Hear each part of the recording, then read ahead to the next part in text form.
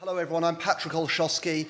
I was delighted to find out that the hashtag for this event, ECF, also stands for Evil Confrontation Fest on Twitter as well. So there was some quite mixed messaging on Twitter.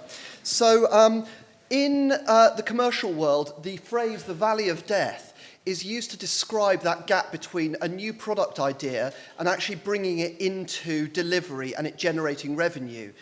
And in the 2.5 years that I've run Outrageous Impact, which is an innovation consultancy working with charities, I've noticed that charities are great at coming up with ideas and really struggle to bring those ideas into practice, and I wanted to understand why. So I decided to do depth interviews with 8 of the world's most effective charity innovators. And before you ask me who are the world's most effective charity innovators, this is they. So they're a mix of big and small charities. I could go through all the names, but I've only got 7 minutes. So some names you'll recognise, some you won't. Just for disclosure, 2 of them were clients of mine, but they are all collectively charities that have raised hundreds of millions of pounds, or individuals who've raised nearly £100 million with nearly 100 years collective experience, who've changed laws and done some really cool stuff. So if you look in the back of this report, which I'm also launching today, Flat Pack Innovation, you'll find the bios and also the descriptions of which ones were clients. So the main finding of this research was that charities and those who are innovating within charities consistently struggle to deliver and develop bold new products and services, and it's because of a cultural problem. So forget all of the tactics. If you have the wrong culture, then basically it will never get off the start line. And I describe it as a culture of tentative innovation. One of the innovators described it as like walking on eggshells. So every time I try something, somebody's going to come down on me like a ton of bricks. So Ali Goldsworthy, who is currently leading the marketing of a new book on power, which has just gone to the top of the New York Times bestseller list, who's in the report, said leaders often describe something as radical or innovative when what they mean is that it is personally scary to them. And this sort of false definition of bravery shuts down the space for others, because if a leader says, oh, let's do this, it's really radical and innovative, and it's actually like changing a form on an arms database, for example, that's not exactly clearing the space for others. My central contention is that essentially innovation and leadership in innovation can come at any level.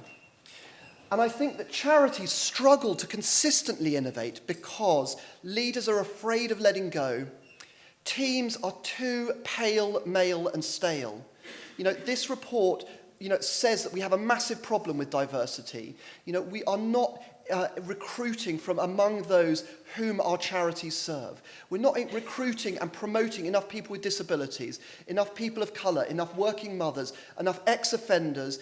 We are failing in a lot of ways to be innovative and to be diverse, and then we're surprised why we're getting the same identikit ideas coming up time and time and again. Staff at all levels are not supported to lead innovation. Piloted ideas are not scaled. Data is guarded rather than shared, and investment is fleeting. So, oh, I've lost a slide here, which was quite a crucial one. Okay, I paused you. Thank you very much. Could I have it? Can you jump in, see if you can help? Maybe it's just after. No, it was a PDF, so it should just be, let's just see if it's on here. On this one, okay, yeah, okay, it's on the PDF, great. Does somebody know how I make this full size? No, that's fine, okay, don't worry. I'm going to basically, okay. Okay. Right, okay, I'm nearly there, hang on a minute. Right mouse button is different on this one. Okay, that's fine. Can everyone sort of see that? Is that okay? Yeah. Okay, great. PowerPoint, not an innovative solution. Great. Okay, let's not worry about that. So how do you build an innovative charity? Time back on, please. Thank you very much. So number 1, charities need to take a bold position. They need to stand for something. They need to be crystal clear about what they stand for. Because if you don't stand for something, no one is going to rally round your banner. So stand for something bold. The second is about diversity. we need to do so much better to uncover the rigged system that currently props up our charities. Okay? We think we've all got here because of our own greatness, but we discount all of the hidden leg-ups that we have had because of being a white, public school educated, middle-class white man. Okay, I'm looking at myself here, and I discount all of those all of those leg-ups and think, I just got here because I'm the best person. No, we need to uncover, show, challenge, and build a much better, more diverse charity sector. We also need to uncover, number 3, how innovation currently works and how good ideas get lost too easily within charities.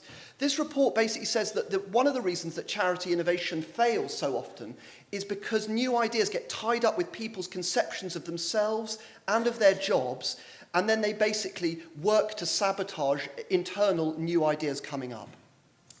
Number 4, we need to learn from everywhere, particularly how to make PDFs go full screen. So this is about being really fanatical about understanding people.